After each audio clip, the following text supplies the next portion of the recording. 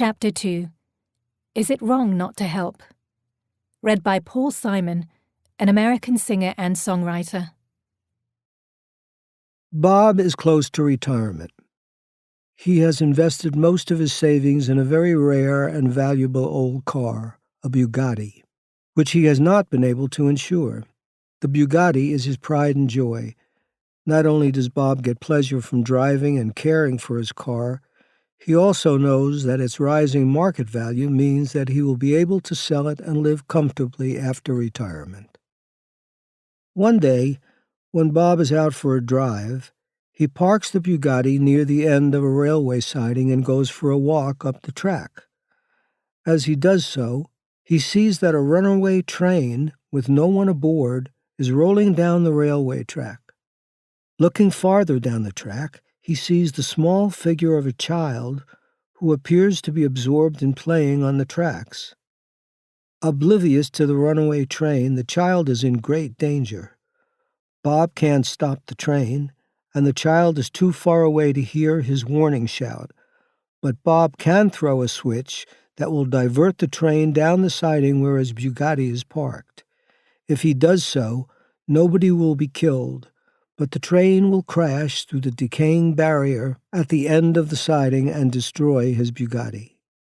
Thinking of his joy in owning the car and the financial security it represents, Bob decides not to throw the switch.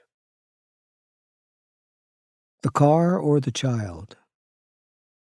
Philosopher Peter Unger developed this variation on the story of the drowning child to challenge us to think further about how much we believe we should sacrifice in order to save the life of a child.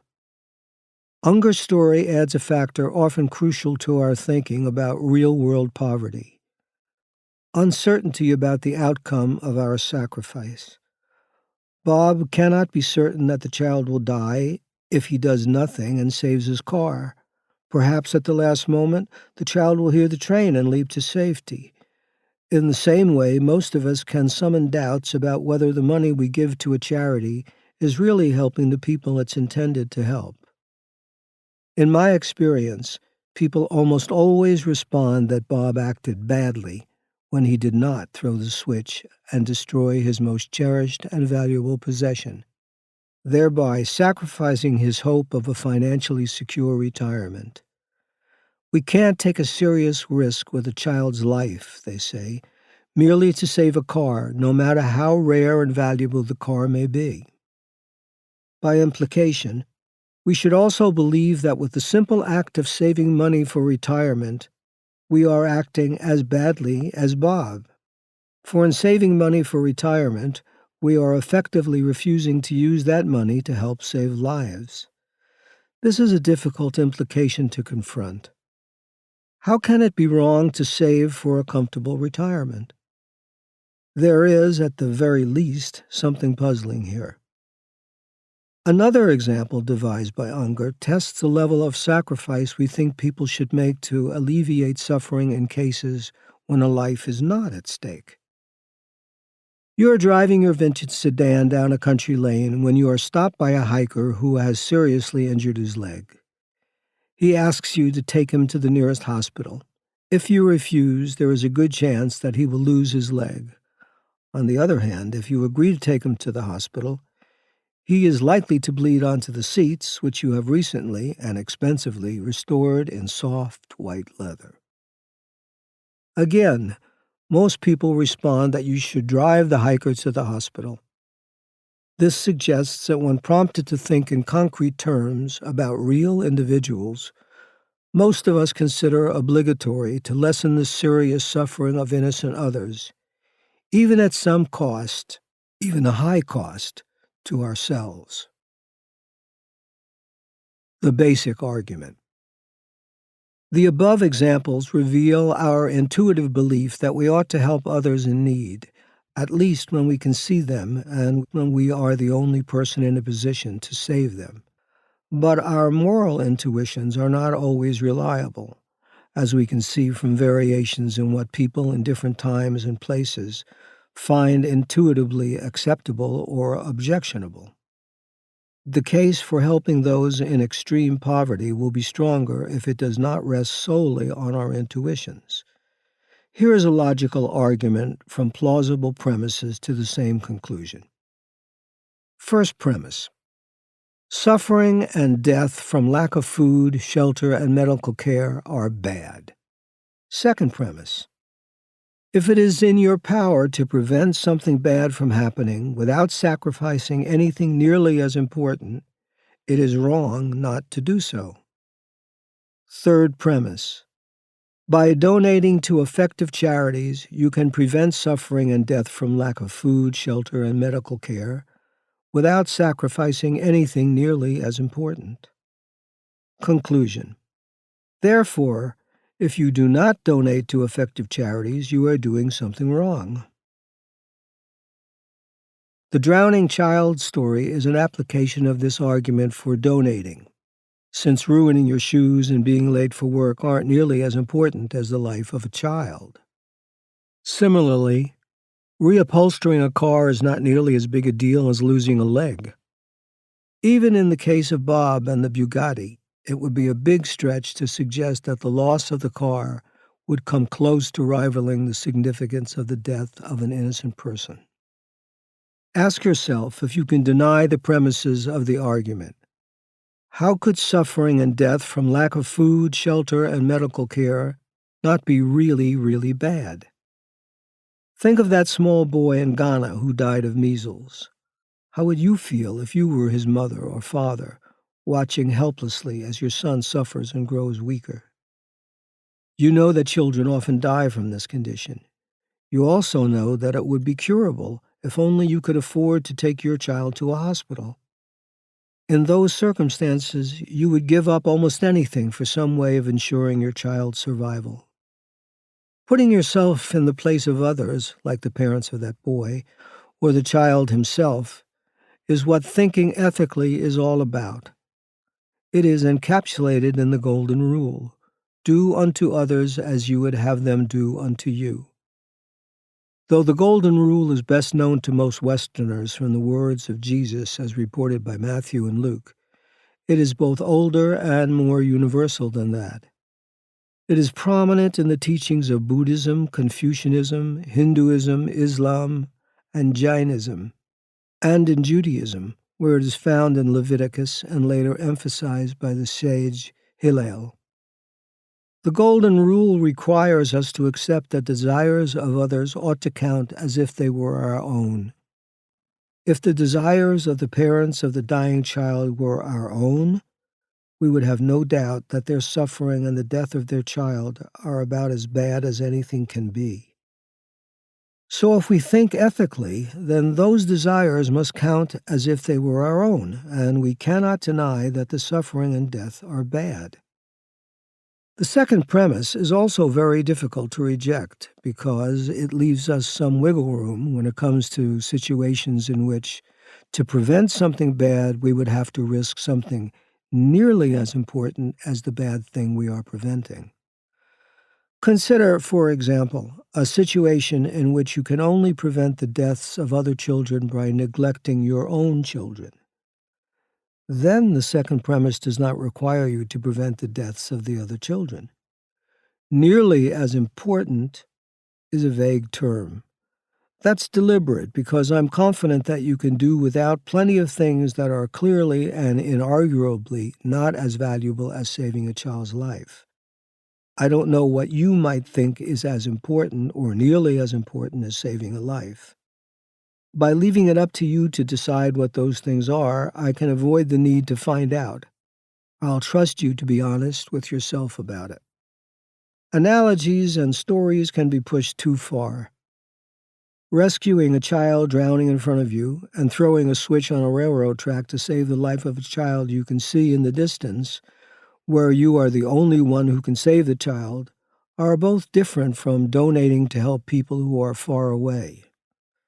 The argument I have just presented complements the drowning child case because instead of pulling at your heartstrings by focusing on a single child in need, it appeals to your reason and seeks your assent to an abstract but compelling moral principle. This means that to reject it, you need to find a flaw in the reasoning. You might now be thinking to yourself that the basic argument that we should donate to aid people in extreme poverty when by doing so we can prevent suffering and death without giving up anything nearly as important isn't all that controversial. Yet, if we were to take it seriously, our lives would be changed dramatically. For while the cost of saving one child's life by a contribution to an effective nonprofit organization may not be great, after you have given that sum, there remain more children in need of saving, each one of whom can be saved at a relatively small additional cost. Suppose you have just sent $200 to the Against Malaria Foundation, enabling the purchase of 100 long-lasting insecticidal nets that will protect about 180 people from malaria-carrying mosquitoes. You've done something really good, and all it has cost you is the price of some new clothes you didn't really need anyway. Congratulations. But don't celebrate your good deed by opening a bottle of champagne or going to a movie. The cost of that bottle or movie added to what you could save by cutting down on a few other extravagances would save the life of another child. After you forego those items and give another $200, though, is everything else you are spending on as important or nearly as important as the preventing of malaria, which in low-income countries in tropical regions is a major cause of children dying, and even when not fatal, causes high fever and long-term debilitating illness? Not likely. So you must keep cutting back on unnecessary spending and donating what you save until you have reduced yourself to the point where if you give any more, you will be sacrificing something nearly as important as preventing malaria, like giving so much that you can no longer afford an adequate education for your own children. We tend to assume that if people do not harm others, keep their promises, do not lie or cheat, support their children and their elderly parents, and perhaps contribute a little to needier members of their local community, they've done well. If we have money left over after meeting our needs and those of our dependents, we may spend it as we please. Giving to strangers, especially those beyond one's community, may be good, but we don't think of it as something we have to do. But if the basic argument presented above is right, then what many of us consider acceptable behavior must be viewed in a new, more ominous light. When we spend our surplus on concerts or fashionable shoes, on fine dining and good wines, or on holidays in faraway lands, we are doing something wrong. Suddenly, the three premises laid out above are much harder to swallow. You may now be questioning whether a moral argument that has such radically demanding implications can possibly be sound. And so it's worth stepping back a moment to look at how this argument fits into some of our most respected ethical traditions. Traditional views on helping the poor. According to the Gospels, Jesus told the rich man, "If you want to be perfect, go, sell your possessions and give to the poor." To make sure his message wasn't missed, he went on to say that it is easier for a camel to go through the eye of a needle than for a rich man to enter the kingdom of God. He praised the Good Samaritan who went out of his way to help a stranger. He urged those who give feasts to invite the poor, the maimed, the lame, and the blind. When he spoke of the Last Judgment, he said that God will save those who have fed the hungry, given drink to the thirsty, and clothed the naked.